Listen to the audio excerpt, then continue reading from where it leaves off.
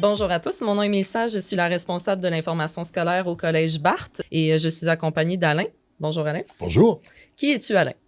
Le directeur du Collège Radio-Télévision de Québec, collège qui existe depuis 36 ans maintenant déjà. Donc, on est rendu à parler de notre nouveau deck en technique de communication dans les médias. C'est cool, c'est une nouveauté au CRTQ qui va commencer à l'automne prochain. Dis-moi, c'est quel type de personne qui va rentrer dans ce programme-là? Vous savez, ça presse pas tant que ça d'arriver en ondes coûte que coûte. Et le nouveau deck, ce que ça nous donne comme possibilité, c'est de donner une formation plus approfondie en communication. Et le fait de le faire en 3 ans, au-delà de la pratique du métier, parce qu'on va faire des cours exactement comme ceux qu'on fait déjà dans l'AEC que l'on connaît, beaucoup de pratique, mais en même temps, ça permet de gagner de la profondeur dans les connaissances générales. Il ne faut jamais oublier que lorsqu'on sort du secondaire et qu'on commence dans un deck, on a l'âge que l'on a quand on sort du secondaire. Ce qui fait que si quelqu'un entrait dans une station de radio-télévision à 16 ans ou 17 ans, d'ici 1 an, il y aurait une campagne électorale provinciale à couvrir. Il peut y avoir des gens qui, à 16 ou 17 ans, s'intéressent à ça. Mais la plupart du temps, on préfère avoir des connaissances plus costaudes, un peu. Et en ça, un deck va donner une formation plus approfondie. Là, on est moins pressé d'aller en ondes, on prend le temps d'apprendre. Et ça, pour moi, c'est extrêmement important. La force du deck, c'est la profondeur et la variété des compétences et des connaissances aussi qu'on va aller chercher. Oui, ça fait du sens. Puis, admettons, tu as quelqu'un, parce que je sais qu'en AEC de radio, tu as des gens qui font un retour sur dans les études. Est-ce que eux, tu leur dirais de faire le deck ou tu leur conseillerais plus d'aller dans l'AEC de radio? Quand on a 30 ans ou 25 ans, on a déjà un certain bagage de vie, on a eu des responsabilités, des obligations, on est déjà allé voter à quelques occasions. Ce qui fait que c'est plus facile de connecter avec l'auditoire quand on est un peu plus vieux. Et la clientèle qui fait des AEC, quel que soit l'AEC, est souvent plus âgée un peu que celle qui va s'engager dans un deck. Alors, c'est pourquoi je pense qu'il y a des cours communs AEC, DEC qui sont importants, tout ce qui s'appelle la pratique du métier. Mais pour le reste, les connaissances que l'on va avoir quand on fait une AEC, on les a acquises avec l'expérience de vie. Et ça, on ne peut pas acheter ça quand on a 16 ou 17 ou 18 ans. Non. Et l'AEC et le DEC sont très différents en ça. Parfait. Et dis-moi, si, admettons, on fait le deck de technique de communication dans les médias, est-ce que par la suite, les gens, on s'attend à ce qu'ils aillent sur le marché du travail ou on s'attend à ce qu'ils continuent à l'université? Le deck vous amène normalement au marché du travail, mais il arrive très régulièrement que les gens, en cours de formation, se disent « Je ne pensais pas que, par exemple, le journalisme pouvait être aussi intéressant que ça et j'aimerais pousser plus loin. Je vois que je peux être un bon artisan du journalisme, je vais savoir comment aller faire des entrevues. Mais si je veux pousser plus loin et devenir meilleur et peut-être viser rapidement un emploi, disons, de meilleure qualité, où la scolarité est prise en compte. Je pense à des entreprises comme TVA ou travailler à Radio-Canada. Souvent, avoir un bac fait partie des exigences avant d'avoir un emploi.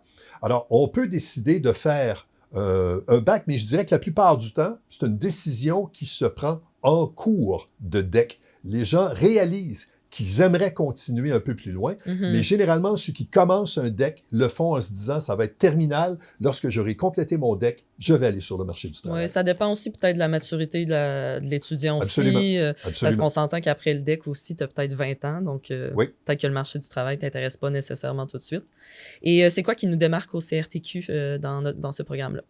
Mais encore une fois, c'est le fait qu'on fonctionne en petits groupes. C'est pas une immense institution, le CRTQ. On a une dizaine ou une vingtaine d'étudiants des bonnes années. Alors, le fait d'être une petite institution nous aide. Le fait que les gens qui enseignent sont des gens qui sont dans l'industrie, pour nous, c'est un préalable. On veut que les gens qui enseignent soient des artisans et on veut aussi pouvoir travailler avec les meilleurs. L'infrastructure technique que ça prend pour la télé, par exemple. Nos locaux ne nous permettent pas d'avoir des studios immenses, mais on travaille avec les gens des studios Melz, qui sont reconnus, je pense, à la grandeur du Québec. Ce qui fait que là aussi, ça nous permet de travailler avec les meilleurs et ça permet aussi de mettre nos étudiants en contact avec ceux qui seront des donneurs d'emploi Mhm. éventuellement. Oui, c'est quand même génial. Puis, c'est quoi justement les sorties qu'on va faire pendant le 3 ans de DEC? Est-ce qu'on va aller voir des studios? Est-ce qu'on va s'en faire des contacts? Outre Studio Merz, est-ce qu'on va aller voir des stations de télévision? Est-ce qu'on va aller voir des stations de radio? C'est une bonne question parce qu'il n'y a pas beaucoup de production locale dans le marché de Québec. Mhm. Alors, essentiellement, ce qui se produit ici côté télévisuel, c'est des bulletins d'information, puis une émission à TVA le samedi et le dimanche matin. Ouais. Alors, pour le reste, il y a peu de production locale, mais les compétences que l'on a dans ce métier-là, elles sont universellement reconnues. Il y a Mhm. des employeurs partout à la grandeur du Québec. Et pour les étudiants qui vont aller sur le terrain, parfois, ce que l'on fait à Québec, c'est davantage ça, du terrain, Ouais. plus que dans des studios traditionnels. C'est là qu'ils vont rencontrer aussi les gens qui pratiquent ce métier-là. Ça se fait comment une météo? Ben, viens avec moi pendant le temps que j'en fais une et tu vas comprendre comment ça fonctionne. Ça se fait comment un reportage? Ça se passe comment un stand-up au palais de justice? Mhm. Viens avec moi, on va en faire un, tu vas voir comment ça fonctionne. Pour Ok. nous, c'est comme prêcher par l'exemple. Faisons avec les profs ce que l'on ferait quotidiennement C'est dans notre normalement. emploi. Oui, Oui, c'est ça. OK, parfait. Donc, ça permet d'avoir déjà un œil de comment ça se passe sur le terrain, en absolument. plus de se faire des Absolument. contacts, là. Oui. D'accord. Et pour terminer, c'est quoi les compétences acquises pendant les 3 ans d'études du DEC? Je pense que ça prend des communicateurs différents à la télé Mhm. et à la radio ou en balado, par exemple. Les gens qui font de la télé ont davantage le sens du show business que les gens de la radio. Ouais. C'est-à-dire que rendre le message, c'est la même chose. Qu'on fasse des balados, de la télé ou de la radio, c'est la même chose. Se présenter devant une caméra et le faire avec assurance, ça, c'est une autre bête complètement différente qu'il faut apprendre à maîtriser. Ouais. Et en ce sens-là, je pense qu'il faut avoir davantage un bon sens du spectacle visuel quand on est quand on fait de la télé, ce qui est un souci qu'on n'a pas à la radio du tout.